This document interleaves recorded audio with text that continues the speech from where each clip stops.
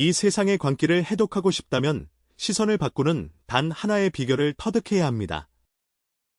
항상 반대입니다. 간단한 질문을 하나 드리겠습니다. 방중앙에서 고함을 지르는 사람 때문에 모든 사람이 주의가 산만해지는 동안 구석에 있는 조용한 사람이 이미 부동산에 대한 통제권을 자신의 이름으로 이전했다면 어떻게 될까요? 이것을 사기라고 하시겠습니까? 아니면 당신보다 훨씬 더 정교한 전략이라고 하시겠습니까? 우리는 지정학적 체스 게임에 대해 이야기하고 있습니다. 진정한 힘은 시끄러운 움직임에 있는 것이 아니라 아무도 모르게 보드를 재설정하는 것에 있습니다.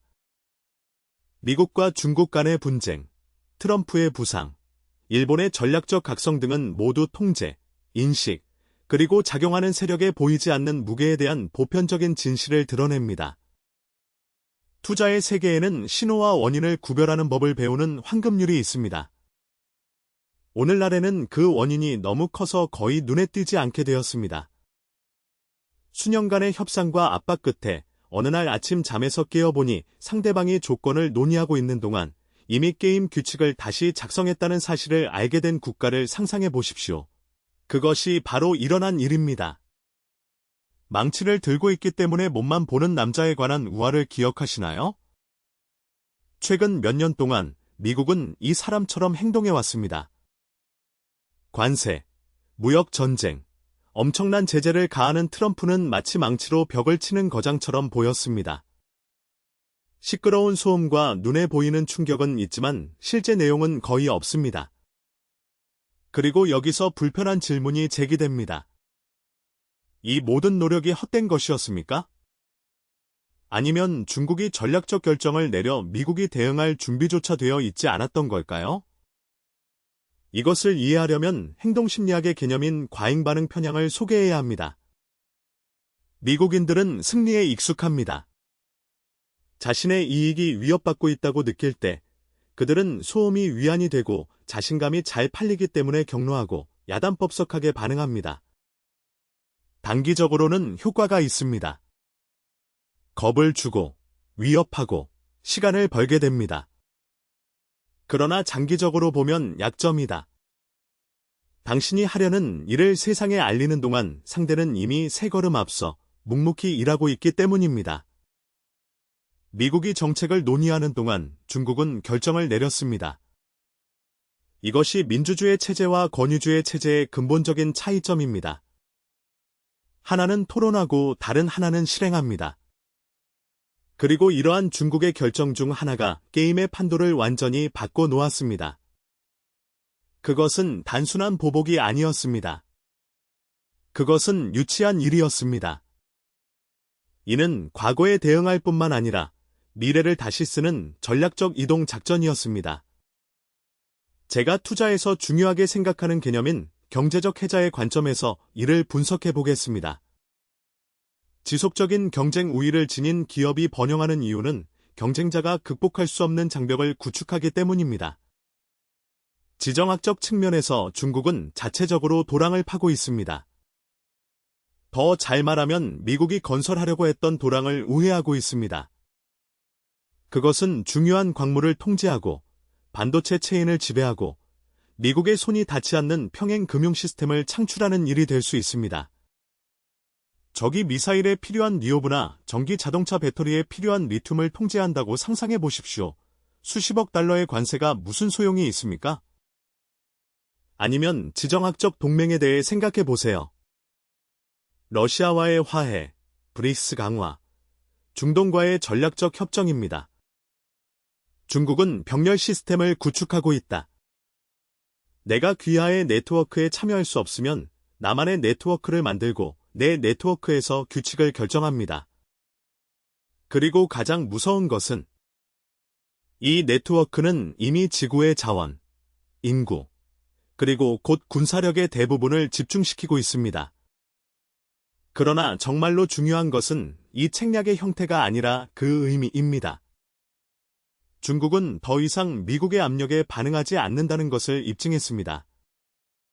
그녀는 글로벌 게임의 속도를 결정하고 있습니다. 그리고 이것은 트럼프가 틀렸기 때문에 일어난 것이 아니라 오래된 지도가 예측할 수 있는 것보다 세상이 더 빨리 변했기 때문에 일어났습니다. 미국은 왜 대응에 그토록 어려움을 겪는가? 이는 중국이 똑똑하기 때문만은 아니다. 미국인들 자신도 구조적인 문제를 안고 있기 때문이다. 여기서 여력학 제2법칙은 엔트로피, 무질서 증가라는 정치에 적용됩니다. 한쪽이 행동하는 동안 다른 쪽은 토론합니다. 그리고 결국 한 명만 앞서 나옵니다. 미국은 4가지 치명적인 함정에 직면해 있습니다. 첫째, 내부 분열이다. 집에 불이 붙으면 외부의 적과 맞서는 것은 불가능하다. 이 사회가 하루 종일 싸우는 회사와 같습니다. 직원들은 경쟁할 수 없습니다. 둘째, 의사결정 속도가 느리다. 민주주의에는 토론이 필요하고 권위주의 정권은 실행됩니다. 평화로운 시기에는 토론이 건전합니다. 전쟁 중에는 속도가 곧 품질입니다. 셋째, 중국에 대한 의존이다. 디커플링은 말은 쉽지만 실천은 어렵습니다. 산소를 공급해주는 사람과 헤어지려는 것과 같습니다. 싫을 수도 있지만 튜브를 찢는 것은 질식을 의미합니다. 넷째, 글로벌 피로. 많은 국가들이 이미 중국을 선택하여 자국의 영향력 영역을 구축했습니다. 세계 질서는 동쪽으로 이동하고 있으며 흐름을 거슬러 헤엄치려는 노력은 소용이 없습니다. 여기서 한 가지 흥미로운 점은 바로 일본의 반응입니다. 특히 다카이치 사나에의 발언. 금융위기가 오기 전에는 항상 먼저 죽는 카나리아가 있다. 지정학적으로 보면 일본이 바로 카나리아다. 다카이치가 말한 것은 단지 정치적인 연설이 아니었습니다. 일본이 알고 있던 세계가 더 이상 존재하지 않는다는 인식이었습니다. 미국은 보호자로서의 미국, 지역 안정이라는 오래된 보장이 환상이라는 것을 깨달았습니다. 그리고 국가가 안보의식을 잃으면 자체 방어 수단을 구축하기 시작합니다. 일본은 이미 국방 예산을 늘리고 군사 전략을 조정하고 대만과의 관계를 심화하는 등 행동을 취하고 있습니다. 이는 조용하지만 심오한 변화입니다. 그리고 가장 흥미로운 것은 이런 움직임은 비단 일본만의 일이 아니다. 이는 더 큰 사실을 드러낸다. 미일 동맹이 새로운 국면에 접어들고 있다는 점이다. 그것은 중단이 아니라 재구성이다. 이전에는 미국이 담보를 제공하고 일본이 비용을 지불하는 완벽한 교환이었습니다. 이제 미국인들은 국내 위기, 중동 전쟁, 기술 경쟁에 압도당하고 있습니다. 그리고 순진하지 않은 일본은 더 이상 약속에만 의존할 수 없다는 것을 이해했다. 다카이치가 대만에 대해 경고했을 때 그는 전쟁을 예측한 것이 아니었습니다. 이는 미국이 항상 보호하고 중국을 견제하고 안정이 보장된다는 낡은 가정이 무너지는 새로운 세계를 위해 일본을 준비하고 있었습니다. 그리고 가장 무서운 것은 지역 전체가 팡파르도, 히스테리도 없이 조정되고 있습니다. 가장 똑똑한 사람은 자신의 움직임을 발표하지 않습니다.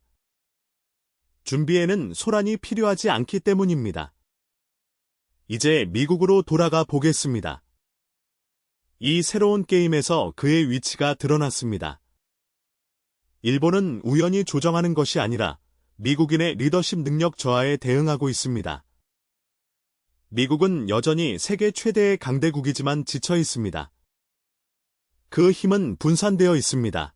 내부 갈등, 양극화, 글로벌 위기. 그것은 마지막 로마 제국과 같습니다.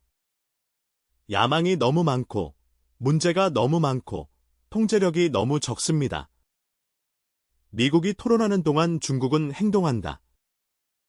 미국인들은 4년마다 정부를 바꾸는 반면 중국은 수십 년 동안 동일한 전략을 유지해왔습니다. 지능의 문제가 아니라 리듬의 문제입니다. 한쪽은 짧은 단거리 달리기로 달리고 다른 쪽은 꾸준한 발걸음으로 걷는다. 그리고 장기적으로는 걷는 사람이 승리합니다. 중국이 단호한 조치를 취하자 워싱턴은 땅이 흔들리는 것을 느꼈다. 지난 경기의 규칙을 논의하는 동안 베이징은 이미 향후 10년의 계획을 세웠다는 사실을 깨달았기 때문입니다. 이는 단순한 군사적 문제가 아니라 공급망, 인프라, 통신 네트워크, 금융 시스템에 관한 것입니다. 중국은 일찍부터 투자를 했고 이제 그 결실이 나타나고 있다. 미국의 문제는 약점이 아니라 복잡성이다. 세상은 더 이상 한 번에 하나의 도전 과제를 제시하지 않습니다. 동시에 12가지 위협이 존재합니다. 그리고 당신이 어디에나 있으려고 노력하면 결국 아무데도 존재하지 않게 됩니다. 이는 마치 투자자가 너무 분산 투자를 하는 것과 같습니다. 그는 집중력을 잃고 자신의 힘을 희석시킵니다. 미국인들은 유럽, 중동, 아프리카, 아시아 등 전 세계에 영향력을 퍼뜨렸습니다. 이전에는 세상이 더 느리고 문제가 더 적었고 경쟁자가 약했기 때문에 효과가 있었습니다. 오늘은 더 이상 그렇지 않습니다. 중국은 미국이 남긴 공백을 메웠다. 무차별적인 힘이 아니라 인내와 일관성, 안정성을 가지고 말입니다. 그것이 충분히 채워지면 힘의 균형이 바뀌었습니다. 그것은 붕괴도, 혁명도 아니었습니다. 느리지만 거침없이 서양에서 동양으로 영향력이 이동한 것이었습니다. 일본은 그것을 보았다. 대만은 느꼈습니다. 동남아시아가 조정되었습니다. 유럽이 중얼거린다. 중동이 다가오고 있습니다. 그리고 미국은요? 그들은 서로 논쟁하느라 너무 바빠요. 이것은 쇠퇴가 아니라 재분배입니다. 한 국가가 과도한 부담을 가할 때마다 다른 국가가 준비합니다. 그리고 준비가 조용할 때 변화는 갑작스럽게 느껴집니다. 하지만 그렇지 않습니다. 앞으로 무엇이 놓여 있습니까? 세 가지 가능한 시나리오 중 하나도 간단하지 않습니다. 첫째, 경쟁이 심화된다. 좁은 복도를 질주하는 두 거인처럼 양쪽 모두 기술, 동맹, 영향력이 가속화됩니다. 마찰은 불가피하며 탱크와 미사일이 아닌 경제와 데이터를 통해 새로운 냉전이 형성되고 있습니다. 둘째, 전반적인 효율성이 급락합니다. 공급망이 세분화되고 비용이 상승하며 세계는 수십 년 전으로 되돌아갑니다. 셋째, 새로운 균형이 나타난다. 갈등의 비용이 너무 높기 때문에 양측은 공존하는 법을 배웁니다. 그것이 가장 합리적인 결과일 것입니다. 그러나 인류가 항상 합리적인 것은 아닙니다. 그리고 세 가지 시나리오에는 공통점이 있습니다. 고대 세계는 더 이상 존재하지 않는다는 것입니다. 중국은 이를 먼저 이해했다. 이제 초기 질문으로 돌아가겠습니다. 트럼프의 노력은 헛된 것이었습니까? 네, 대답은 아니요입니다. 그러나 세상이 너무 빨리 변했기 때문에 새로운 현실이 그들을 삼켜버렸을 때 그들의 행동은 아직 효력을 발휘하지 못했습니다. 트럼프는 중국에 대한 미국의 의존도, 공급망의 취약성, 중국의 권력 성장 등 불편한 진실을 폭로했습니다. 그는 어두운 방에 스포트라이트를 비춰 모든 균열과 결점을 드러냈습니다. 그것은 필요한 각성이었습니다. 그러나 아이러니한 점은 트럼프가 속도를 바꿨다는 점이다. 중국은 방향을 바꿨다. 그리고 그것들은 완전히 다른 것입니다. 돌이켜보면 역사상 큰 전환점이 갑자기 찾아오는 경우는 거의 없다는 것을 알게 될 것입니다.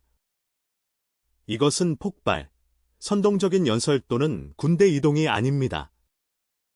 이는 조용한 조정, 신중한 의사소통, 미묘한 정책입니다. 세상이 소음으로 정신이 산만해지는 동안 변화는 이미 일어났습니다. 중국은 모든 장기 플레이어들이 하는 일을 했습니다. 지켜보고, 기다리고, 연구했습니다. 그리고 그가 마침내 행동했을 때 그는 게임 전체를 다시 썼습니다. 미국은 여전히 승리할 수 있습니다. 하지만 미국이 영원한 진리를 이해하는 경우에만 승리할 수 있습니다. 힘은 소리치지 않고 힘은 선포되지 않습니다. 진정한 전략은 세상이 산만한 동안 조용히 일을 하는 것입니다. 이제 어떻게 행동할지 결정하는 것은 각자의 몫이다. 저는 단지 이야기를 하는 늙은 투자자일 뿐입니다. 하지만 내 조언은 간단합니다. 생각을 바꾸라는 것입니다. 항상 반대입니다.